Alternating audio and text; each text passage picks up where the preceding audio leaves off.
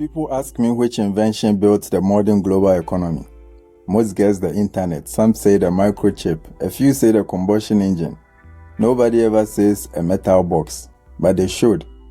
Because before I tell you anything about digital territories, I need to show you what happened the last time humans standardized an interface for global commerce. Because it's happening again right now and most people are going to miss it the same way they missed the box. Here is something your economics professor probably skipped.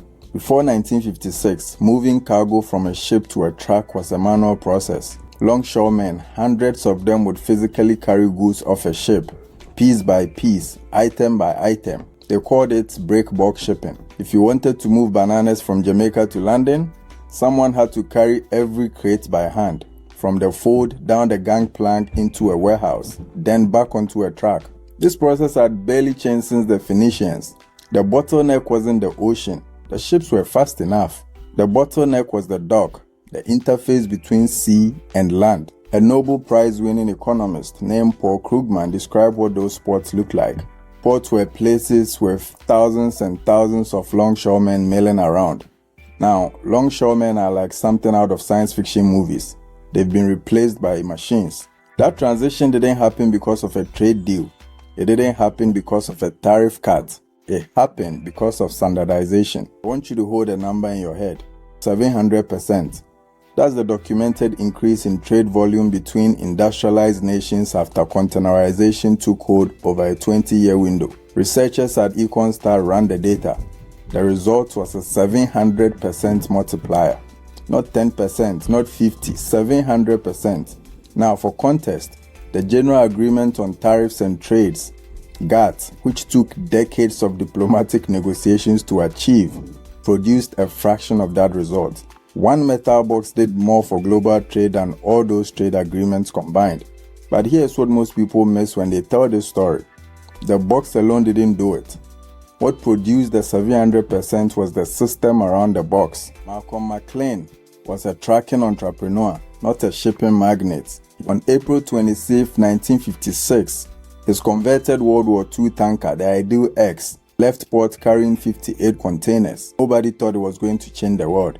But McLean understood something the shipping industry didn't. The revolution wasn't the box itself. It was what happened when the box was the same everywhere. Now, for the system to work, you needed specialized cranes that could load 400 tons per hour.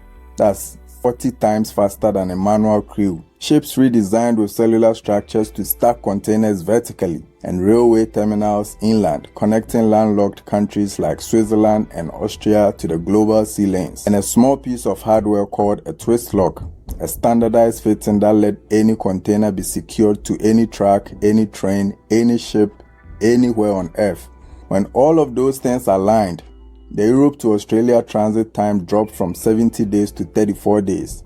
This wasn't because the ships got faster. It was because the interface got smarter. I want to tell you a story about London. For nearly 2 centuries, the West India docks were the heartbeat of British trade. These docks built London's wealth. By the 1930s, the area around dock number 32 earned a nickname, Canary Wharf, named after the fruit trade from the Mediterranean. Then the 1960s arrived, and the new container ships were too large for the old docks. By 1980, the entire port industry in East London had collapsed. 97 acres of redundant infrastructure, empty cranes, silent docks. Most people looked at that and saw failure, but the British government looked at it and saw a blank canvas. They created a development corporation, granted enterprise zone status. A back office idea from Credit Suisse First Boston turned into One Canada Square, the UK's tallest building at the time. The place that could not handle the future of shipping became the headquarters of the future of finance. Now, the physical shift forced a structural shift. That is what happens when infrastructure transitions.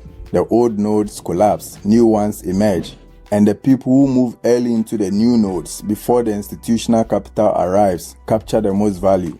Sounds familiar? Here is where I connect this to what we are actually building.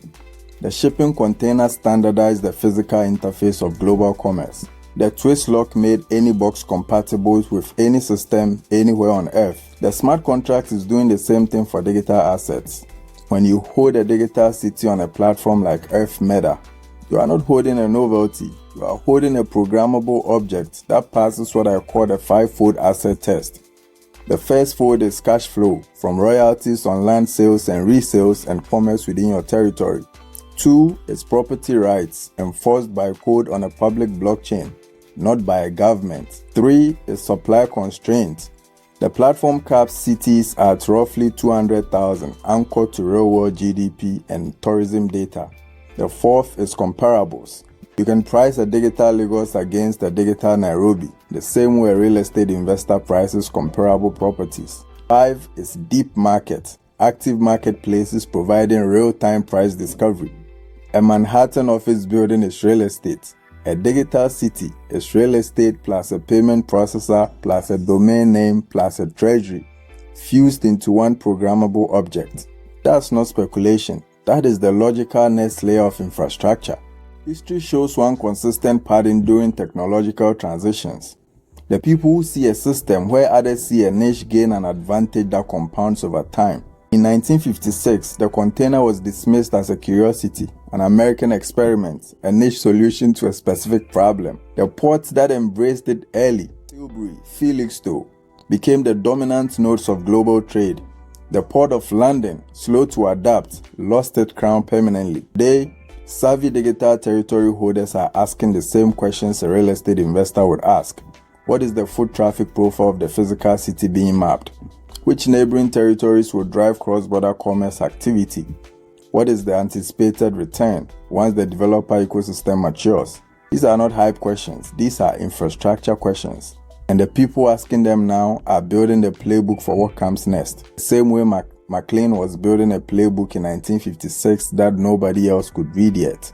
Containers of the 1960s were niche technology with uncertain impact. Today, they are the air that global commerce breathes. The ideal exit sale with 58 boxes and a thesis that the world was not ready to believe.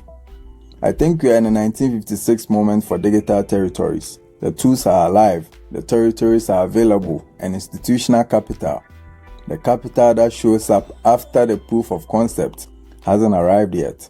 The question I'm sitting with, and the question I want to leave you with, are we overlooking the containers of today?